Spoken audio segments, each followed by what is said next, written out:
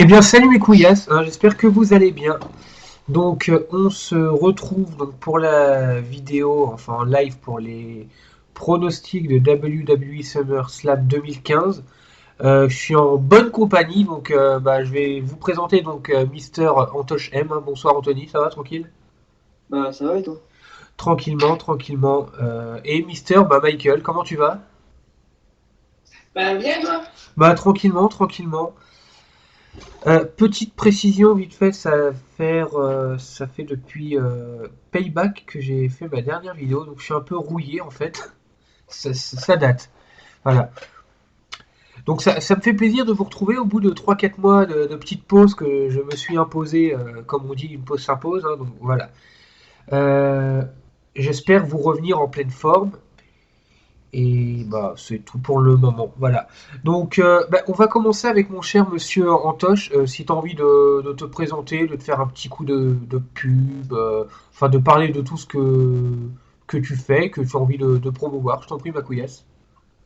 Bah moi j'ai une chaîne YouTube qui a actuellement 215 abonnés, donc c'est pas grand-chose, mais moi ça me convient bien pour l'instant.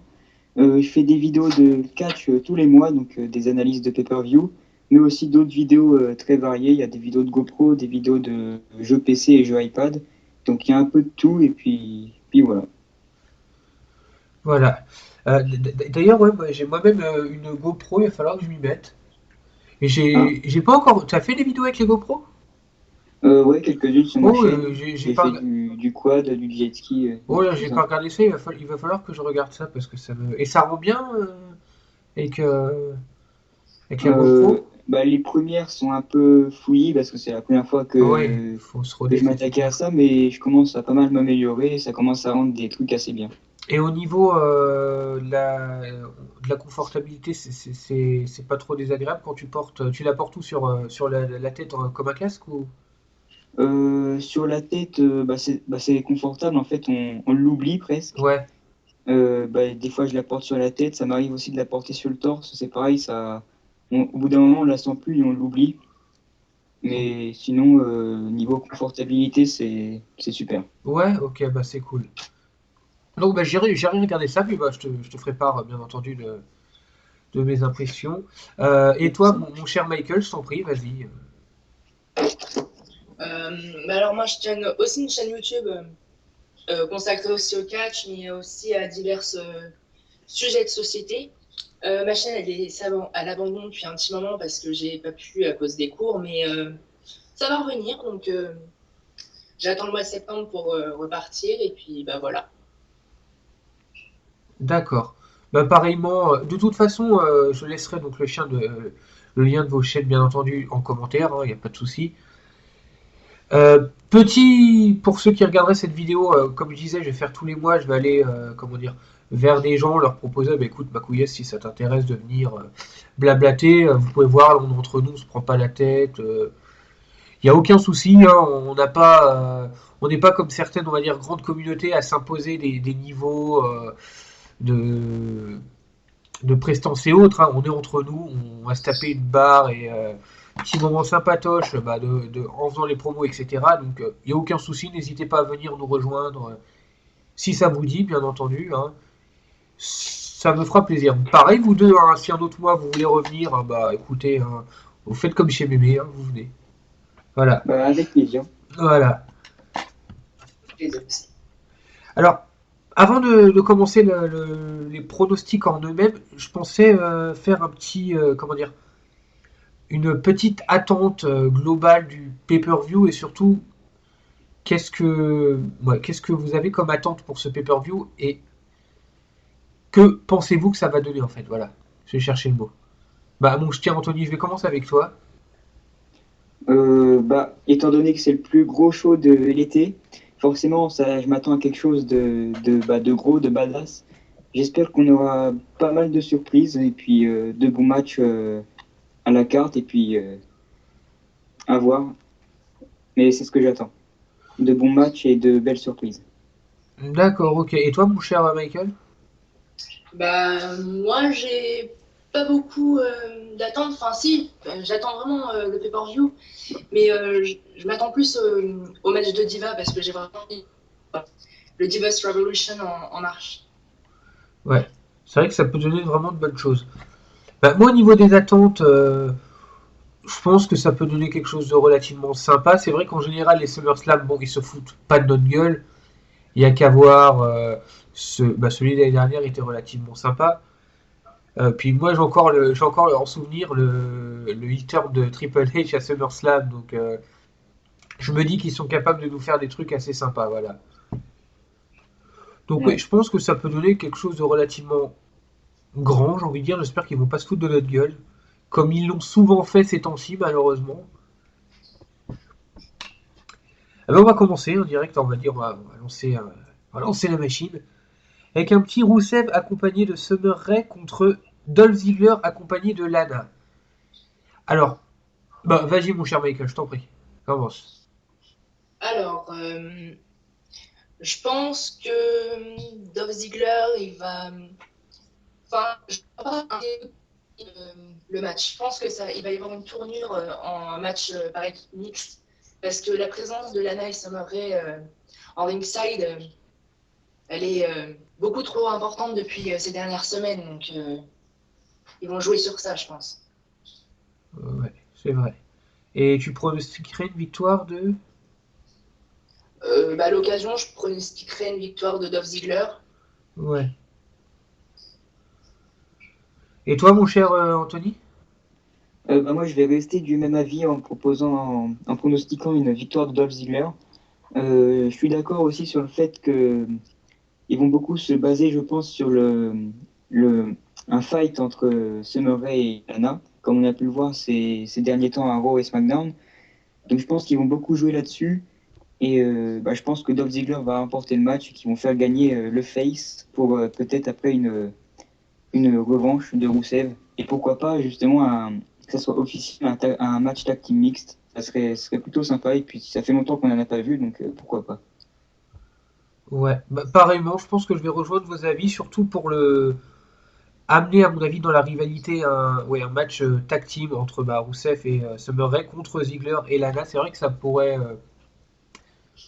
sachant que ça me paraît être une rivalité qui est tout le temps une rivalité entre Ziggler et Rousseff que entre Summer Rae et Lana.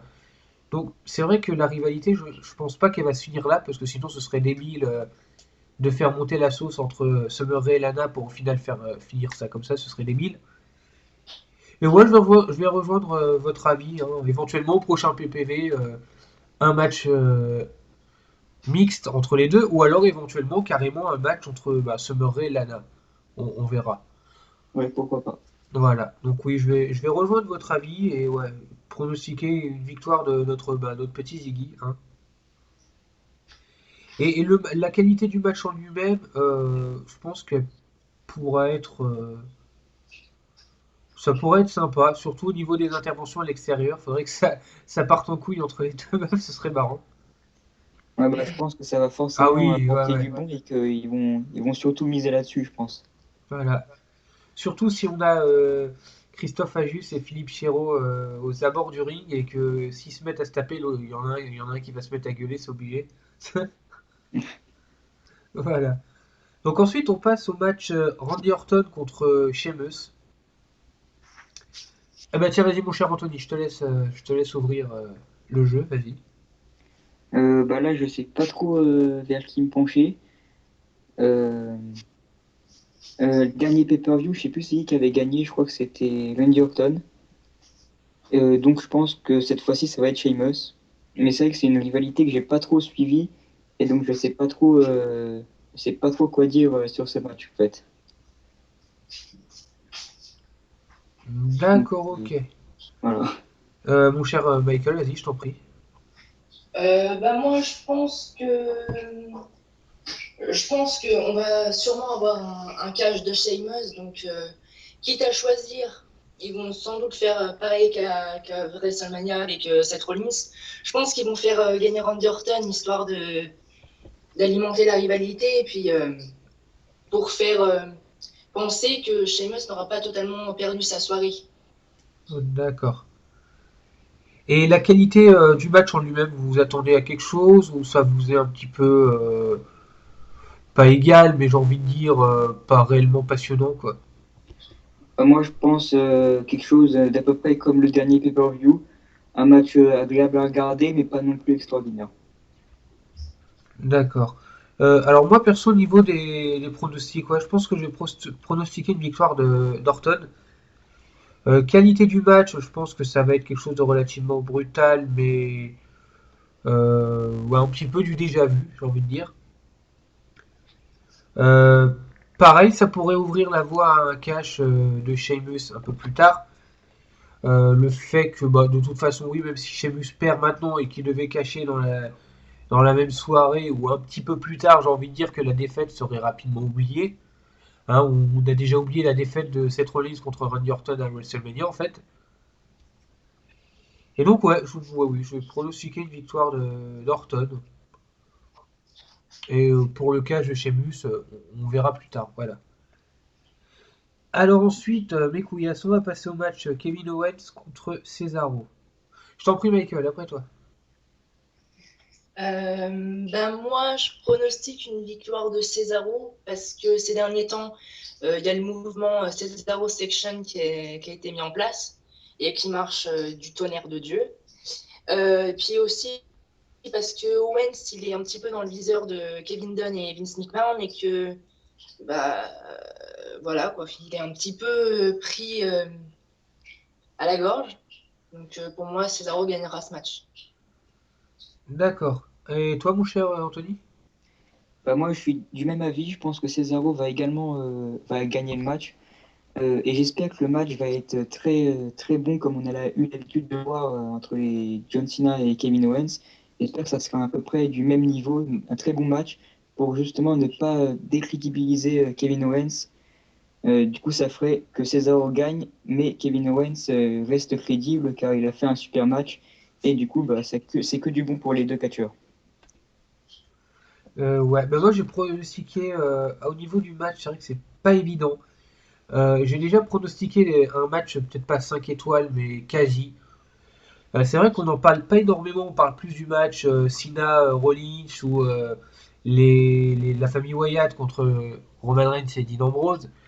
C'est vrai que ce match, on n'en parle pas forcément beaucoup, mais je pense que ça va envoyer du feu de Dieu, j'ai envie de dire. Je pense que ça va être vraiment très bon. C'est vrai qu'en ce moment, Cesaro, on va dire, il pète le feu. Surtout qu'il est relativement oui, soutenu par bah, l'univers de la WWE avec son mouvement. Pareil, Kevin Owens, c'est vrai que c'est un peu triste qu'il se fasse un peu chambrer comme ça dès son arrivée. J'espère qu'on va pas avoir un phénomène un petit peu, on va dire, à la Roman Reigns, c'est-à-dire ils ont voulu le mettre directement en haut, puis au final, c'est retombé, malheureusement. Enfin, pour Kevin Owens. Au niveau de la victoire, donc, ouais, je pronostique un Cesaro. Voilà, tout simplement parce que Cesaro est relativement pêché en ce moment. Et pareil, j'espère un match 5 étoiles pour que aucun des deux soit décrédibilisé. J'ai envie de dire bien au contraire. Voilà. Faut que les J'espère aussi. deux gagnent en visibilité. Faut que les deux gagnent à se faire apprécier de la foule. Et éventuellement, surtout pour Kevin Owens qui a besoin d'être crédible, surtout aux yeux de Vince McMahon et de Mister Dune. Hein. Donc oui, j'espère avoir de grandes choses pendant ce match. S'il y a un match auquel j'attends beaucoup de choses, j'ai envie de dire, c'est bien celui-là. Voilà. Alors ensuite, on a le match pour les WWE Tag Team Championship. Donc les Los Matadores contre New Days, contre les Lucha Dragons, contre les Primetime Players, voilà, qui vont défendre leur titre. Alors vas-y Anthony, je t'en prie. Alors moi, je pense que soit les Prime Time Players vont conserver leur ceinture, soit les Lucha Dragons vont les gagner. Parce que c'est vrai que j'aimerais bien voir les Lucha Dragons avec la ceinture, ça c'est un avis perso. Et je pense pas que les New Day ou les Los Matadores vont gagner la ceinture au pay-per-view, que soit une conservation de titre des Prime Time Players, soit un changement de titre pour les Lucha Dragons. Sinon, le match sera bon, mais je pense pas que ça va être exceptionnel. Je pense que ça va être un peu fouillis avec quatre équipes autour du ring. Donc voilà. Ouais. Ouais, ouais, je t'en prie Michael. Ben moi, c'est à peu près le même avis, sauf que je sais pas, en fait, le match Fatal Forever par équipe, j'ai du mal à le cerner parce qu'on l'a déjà eu à Mania et voilà quoi, on l'a pratiquement à tous les pay-per-view comme Mania et SummerSlam et à un moment donné, moi je sais pas, ça me donne la gerbe en fait parce que je le vois tout le temps. Ring, ça peut être bon, mais voilà. Mais sinon pour la victoire, je pense pareil, soit Primetime Players qui conservent leur titre, soit Lucha Dragons qui remportent les titres. Ouais. Bah, en fait, j'ai quasiment rien à ajouter. Vous avez tout dit. Le match, c'est vrai on va dire, ce foutoir, on s'en est tapé, on s'en est retapé, on s'en est retapé. C'est vrai que ça devient un petit peu casse-couille. Pardon. Pareil, au niveau de la victoire, ouais, je pense pas que soit New Day, soit Los Matadores gagnent les ceintures. D'ailleurs, je me demande si Los Matadores ils gagneront les titres un jour. Ça m'étonnerait fort. Mais moi, je verrais plus une victoire des Lucha Dragons. C'est vrai qu'ils sont en plein push, ils sont relativement appréciés apparemment. Donc oui, je vais dire une victoire des Lucha Dragons un petit peu pour relancer la dynamique du titre par équipe. Voilà. Ça ferait une bonne surprise et ça pourrait donner de très bons matchs après Ouais. entre les Ouais, ouais. Lucha Dragons et les Primetime Players. Donc, ouais, Bah ça oui. serait, Ouais. je pense, une bonne chose. Puis un peu de changement, j'ai envie de dire, ça fait pas trop de mal, quoi. Ouais. Oh, j'apprécie Primetime Player, mais bon, on a déjà vu, on a déjà revu.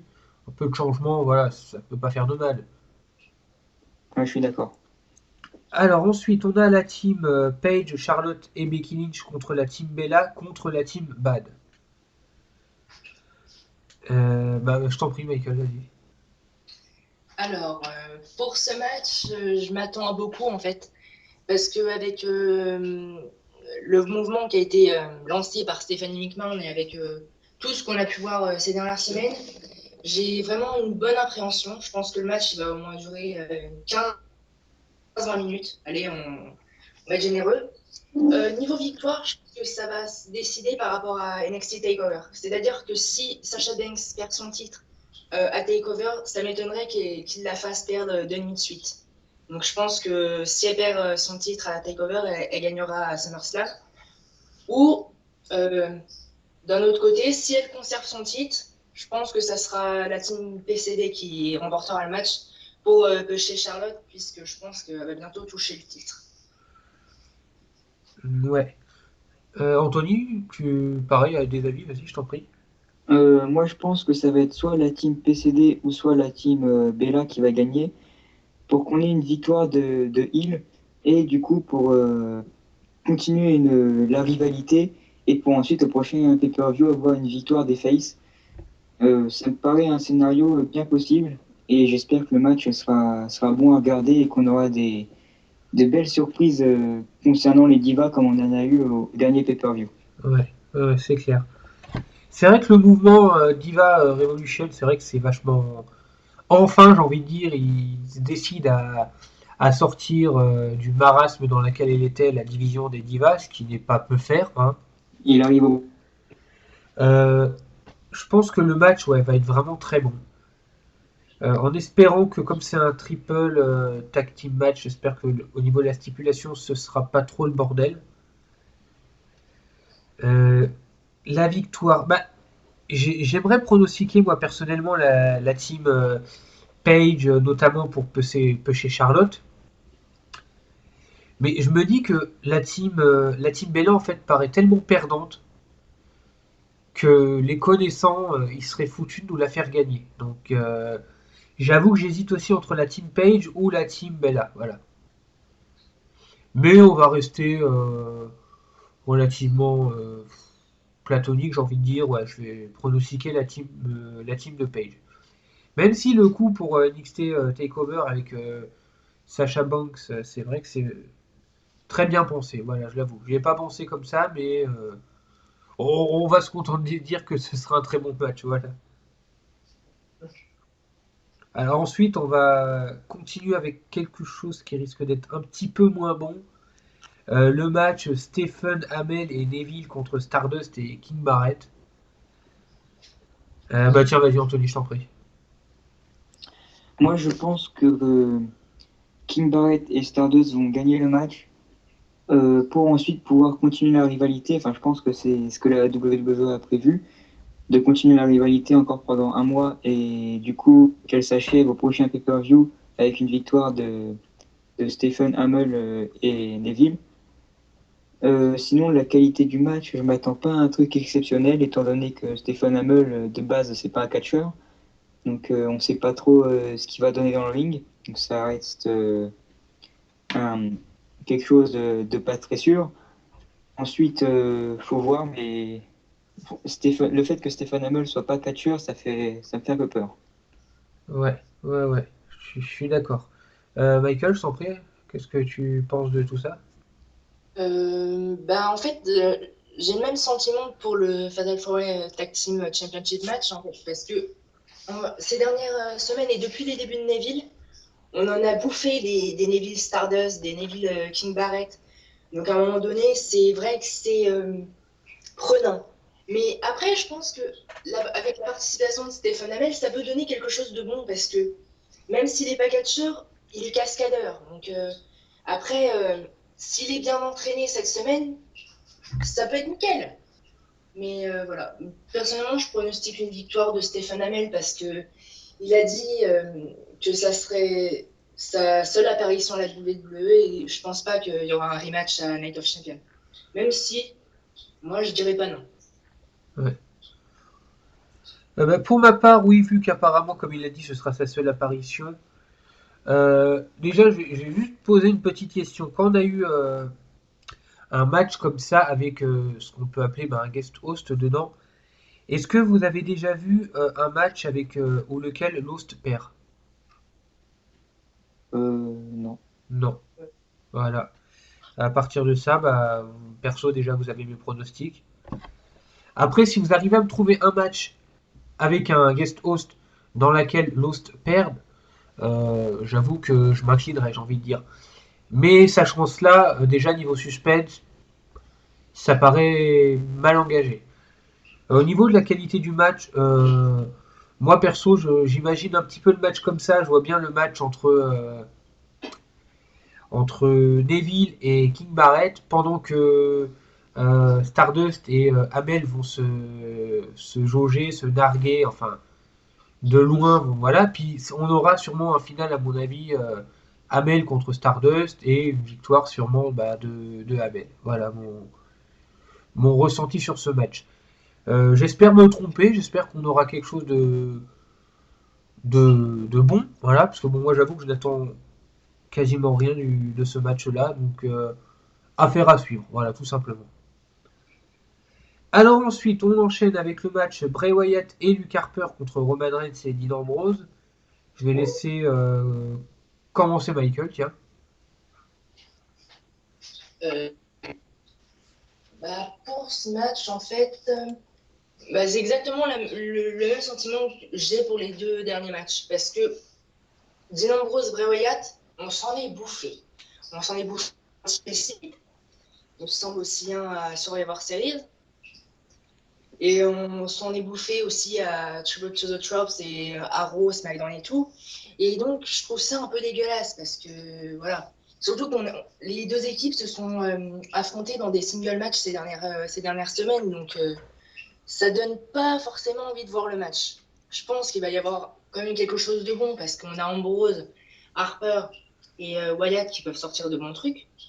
Mais voilà, j'ai pas, j'ai pas encore eu trop confiance en Roman Reigns parce que voilà, je pense que comme il est dans ce match, il va forcément y avoir quelque chose de bidon à la fin où Roman Reigns va sceller son spear et ça va se finir comme ça. Ouais, ouais, ouais. Anthony, vas-y, à toi. Moi, je pense que le match va être bon, agréable à regarder. Déjà parce qu'on a quatre lutteurs talentueux sur le ring, donc ça peut que donner du bon, enfin, j'espère. Sinon, du point de vue de la victoire, je sais pas trop. Je sais pas trop de quel côté me placer, même si c'est un héros parfait, ça serait un heel turn de Dean Ambrose qui donnerait la victoire à Bray Wyatt et Luke Harper. même si j'ai de gros doutes sur le fait que Dean Ambrose effectue un heel turn à ce pay-per-view-là maintenant. Mais du coup, j'ai pas trop de pronostics. Ça va être la découverte en fait. D'accord, c'est vrai que le match est pas évident à pronostiquer parce que d'un côté on a la rumeur du heel turn de Dean Ambrose et de l'autre côté on a la rumeur comme quoi on pourrait avoir Sting qui s'ajouterait à la rivalité. Donc Mm. tu te dis, déjà si Dean Ambrose il fait son heel turn, l'équipe Roman Reigns Dean Ambrose est niquée, donc forcément l'ajout de Sting c'est oublié. D'un autre côté, éventuellement pourquoi pas faire gagner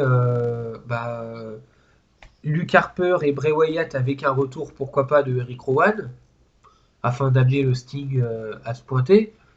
Encore, ce n'est qu'une rumeur pour tout ça. La qualité du match en elle-même, je pense que ça peut être sympa, mais c'est du réchauffé, réchauffé, réchauffé. C'est vrai qu'on s'est tapé du Dean Ambrose contre Bray Wyatt, on s'est tapé du Dean Ambrose contre Bray Wyatt, on s'en est bouffé, rebouffé, rebouffé. Ensuite, on s'est bouffé et rebouffé du Roman Reigns contre Bray Wyatt. Maintenant, on se bouffe du Roman Reigns et Dean Ambrose contre Bray Wyatt et Luke Harper. Donc en gros, c'est le même plat qu'on fait réchauffer au micro-ondes, sauf qu'on rajoute un truc dedans qu'on le refait réchauffer 100 000 fois. Ouais, je me souviens il y a quelques temps, quand on s'est tapé la rivalité The Shield contre la Wyatt Family, il y en avait pas un qui était indifférent, tout le monde kiffait sa race, quoi.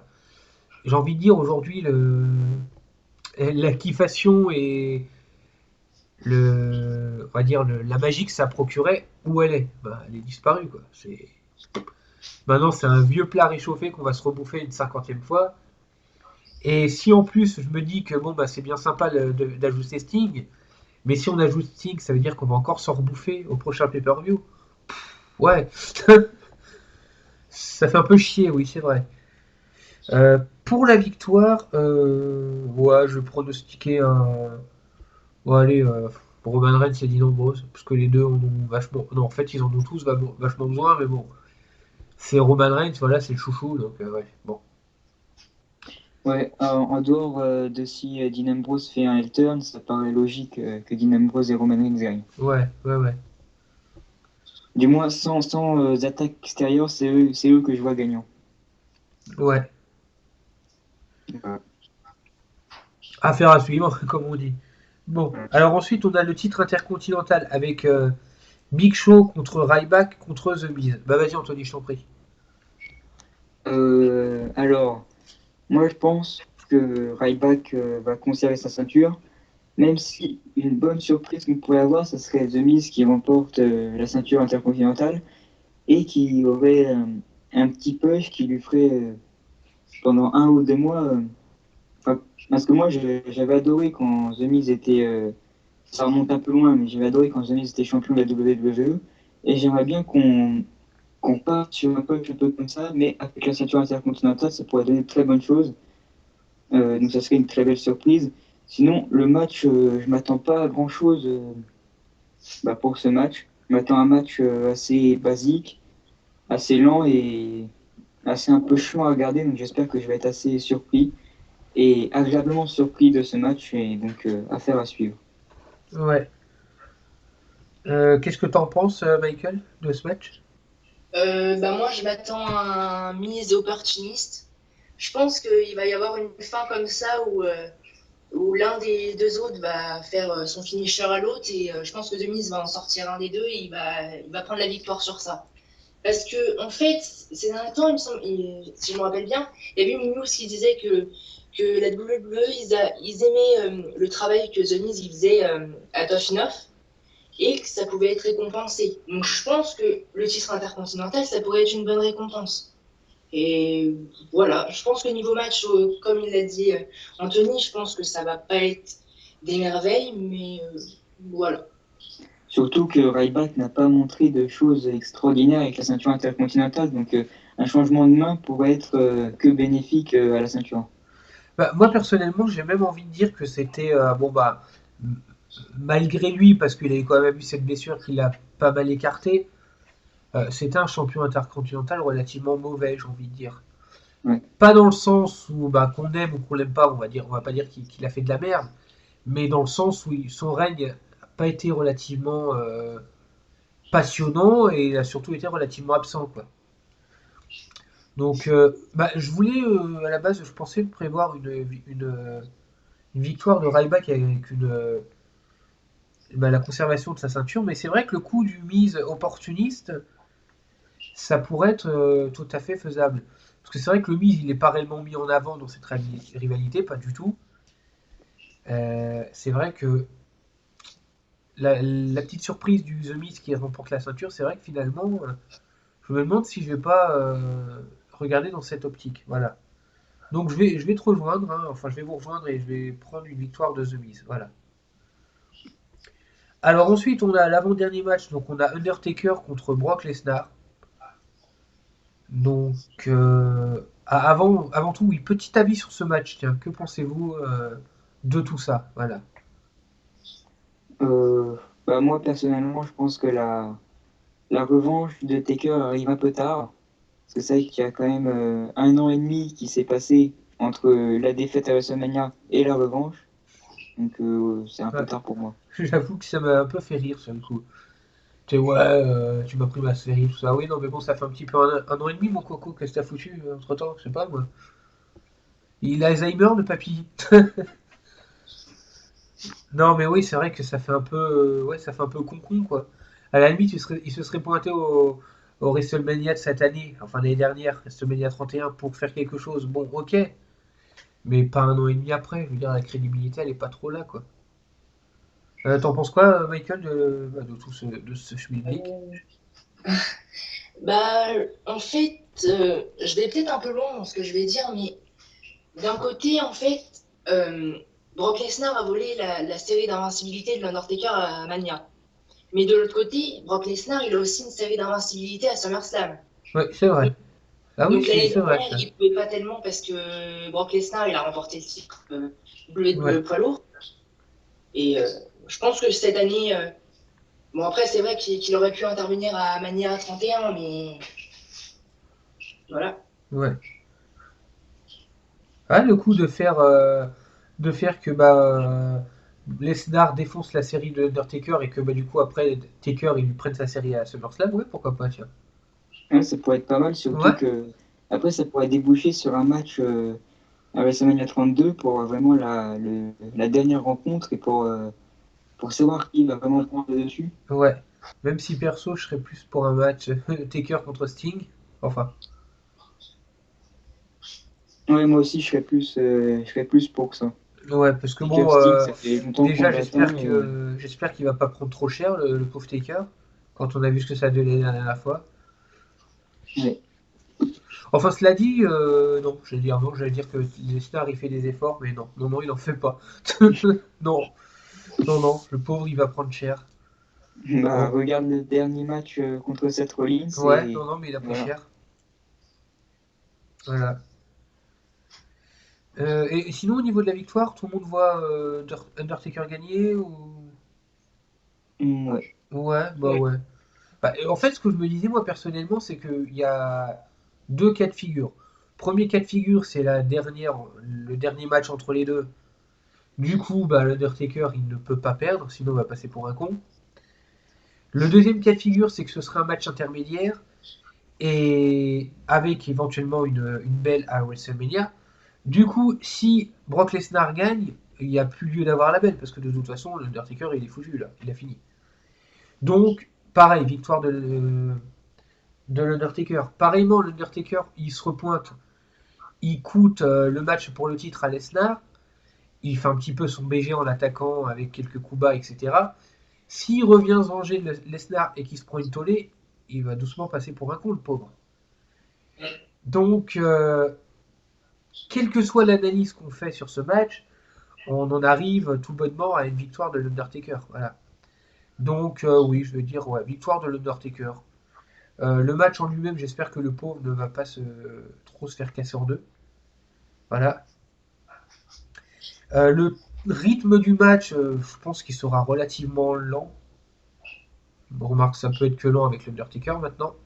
Ouais, il va être adapté pour Taker, le match comme à WrestleMania 31 avec Bray Wyatt où le match était lent pour justement Ouais, mais préserver le Taker. le problème, c'est que Bray Wyatt, il est capable de, en tant que bon lutteur, il est capable de s'adapter au rythme de l'Undertaker. Est-ce que Brock Lesnar sera capable de le ménager en fonction de son état physique, quoi? Il J'espère. va passer les 5 premières minutes à essayer de rester dans le rythme de Taker, après il va péter un câble, il va le Ouais, défoncer. j'espère que ce sera autre chose qu'à WrestleMania 30, quoi, qui va faire tout simplement des efforts pour pas nous casser en deux, quoi. Ouais, il va devoir se contenir. Ah Surtout ouais, s'il perd, ouais. il va devoir faire des efforts. Et donc on va terminer donc avec le main event, donc Mister John Cena contre Seth Rollins, où le gagnant raflera tout simplement, donc le titre US et le titre de WWE poids lourd. Euh, que pensez-vous on va dire en globalité de cette rivalité entre Rollins et Cena, et du coup, qu'est-ce que vous voyez tout simplement pour ce match? Euh, Vas-y, Michael, je te laisse commencer. Cette rivalité, je trouve que elle a bien commencé, mais je sais pas, avec la blessure de Sina, c'est un petit peu ralenti le truc, même si Seth Rollins il faisait des bonnes promos. Mais après, la rivalité, elle n'est pas dégueulasse parce qu'elle est compréhensible. John Cena qui était dans le mid-card et qui est opportuniste, opportuniste face, et qui veut retrouver un peu le titre majeur, c'est compréhensible. Mais après, je pense que ça peut faire un très bon match. Niveau in-ring, ça va être très bon. Mais le problème, c'est que je vois pas l'issue. Pour moi, je pense ils vont faire un catch de Sheamus, c'est obligé. Parce que pour moi, en fait, il y a deux cas de figure. Si Seth Rollins bat John Cena, même si Sheamus cache sur lui, il aura toujours le titre US. Et inversement. Donc voilà. Personnellement, je sais pas. vas-y Anthony, je t'en prie.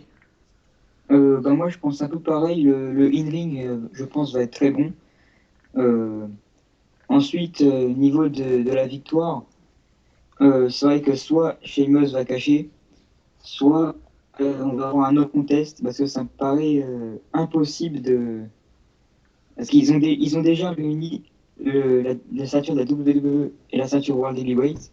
Maintenant, ils veulent réunir la ceinture des États-Unis avec la ceinture champion du monde poids lourd de la WWE. Donc après, ça veut dire qu'il resterait plus que deux ceintures. Donc ça fait un peu con quand même. Donc je pense que le cash de Sheamus serait une bonne chose et le fait que ça se termine en no contest serait une bonne chose aussi parce que du coup les deux garderaient leur ceinture.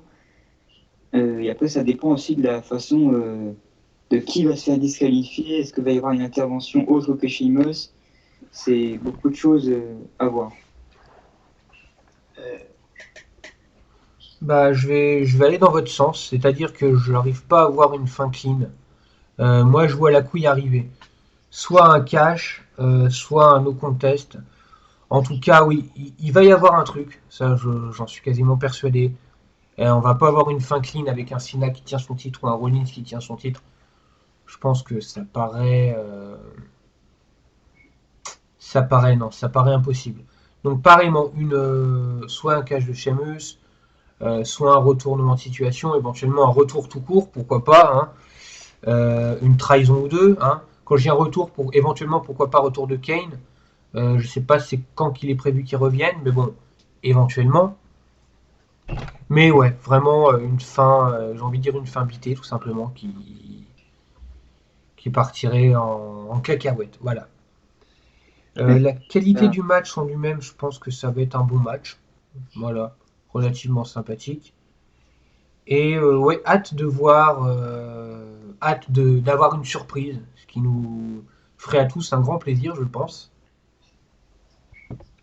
Parce qu'on aime les surprises, tout simplement. C'est vrai qu'une fin, j'ai envie de dire casual, ce serait ennuyeux, surtout à SummerSlam. Voilà. ouais. Euh, des des petits, comment dire, des petits commentaires concernant le PPV en lui-même, confection des matchs, le fait qu'il dure 4 heures aussi, en espérant que ça soit pas trop long. Bah, le fait qu'il dure 4 heures, déjà, ça peut laisser penser que le pay-per-view va être à l'image d'un WrestleMania, donc énorme. Donc forcément, ça augmente encore plus nos attentes. Donc, donc s'ils font quelque chose de pas très bien, ça va forcément nous décevoir. Et donc forcément, on espère qu'ils vont mettre le paquet pour ce pay-per-view. Ouais, c'est clair, c'est clair. Pareil, Michael, des Euh, commentaires ou des attentes personnelles peut-être de ce pay-per-view? c'est à peu près pareil en fait, sauf que moi, quand j'entends 4 heures de SummerSlam, je vois tant pour les divas, donc voilà. Ça me réjouit un peu qu'il y ait 4 heures, mais bon, il faut aussi compter qu'il y aura un concert, apparemment. Je pense que ça sera Demi Lovato, il me semble. Mhm. Mais après, le reste, voilà, il y aura du temps, un bon timer pour tous les matchs. Donc je pense que ça peut être cool, oui. Ouais, un peu plus de visibilité, oui, notamment pour le match des divas. J'espère qu'ils vont pas nous le bâcler, qu'ils leur fassent faire quelque chose de vraiment bon. Et encore une fois, oui, qui redonne à cette division, qui mérite tout autant qu'une autre division, d'être mis en avant. En avant, voilà. Bah, je pense qu'on va s'arrêter là-dessus, hein. On a à peu près tout dit. Ouais. Bah écoutez, je vais vous remercier, hein, d'avoir été là, hein. Je vais vous remercier aussi ceux qui sont en train de regarder ces petits pronostics, ce petit live. Encore une fois, bah, pour les prochains, si vous êtes intéressés pour venir bah, discuter avec moi ou avec nous, enfin faire les comptes tout simplement, encore une fois, vous faites comme chez Mémé, c'est open bar, hein, vous venez voir Wesh ma couille, mois prochain, vas-y, mets-moi dedans. Pareil, je ferai ça en semaine vers 20h30, 21h, enfin ça dépend. Je peux aussi m'adapter en fonction de l'heure à laquelle hein, vous êtes disponible. Moi, sachant que pour le moment, je finis le taf à 18h, donc on m'avait proposé, fait ça en début de journée, mais bon, déjà à partir du mois prochain, bah, c'est mort parce que les cours vont reprendre, donc en pleine semaine, en pleine journée, c'est un peu la galère. Et oui, le soir, vers 20h, 21h, voilà, je peux tout à fait m'adapter en fonction de vous. On peut tout à fait trouver un moyen de s'arranger comme on l'a fait là, de commencer à 21h au lieu de 20h, 20h30. Je pense qu'il n'y a aucun souci, voilà. Et encore une fois, bah, je vais vous inviter à aller voir les chaînes de mes deux charmants camarades de ce soir. Voilà, merci d'avoir été là, mes couillasses. Bah, De merci rien. à vous d'avoir Pareil, tous les liens seront en description. d'avoir organisé le truc. Oui, non, mais ça m'a fait plaisir, hein, tout simplement, de revenir et puis d'être avec vous. Euh, En espérant encore une fois que le pay-per-view sera bon. Moi, je vais vous retrouver bah, pour la vidéo résumée que je ferai la semaine prochaine. Le jour, je peux pas réellement vous le dire parce que c'est vrai qu'avec le taf, c'est pas évident. Je vous l'accorde. Mais voilà, la vidéo sortira bel et bien. Ne vous inquiétez pas. Et bah, prenez soin de vous. Bonne soirée à tous. Je vous fais une grosse bise, tiens, pour le coup. Je suis de bonne humeur. Et je vous dis bah, à la prochaine. Voilà. Ou pas. Alors ça, c'est une dédicace à un pote. Voilà. Allez, ciao mes couillasses.